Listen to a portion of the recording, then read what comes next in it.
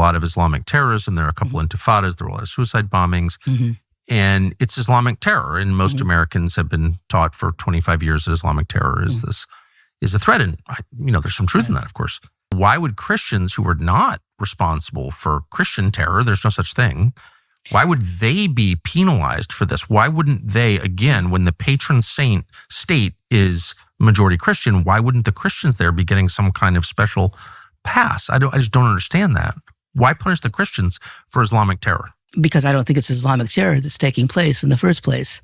I think we have to disabuse ourselves of that notion that this is a battle between Muslim and Jew, or that, constantly you heard after the October event was that Hamas. Even to this day, we hear it's Hamas, yes. Hamas.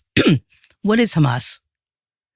Hamas are people who have had their homes taken from them, who, if they live in Gaza, have not been basically been in an open air prison for certainly the last 20 years going on. Even when the Israelis withdrew from Gaza, they didn't leave open borders.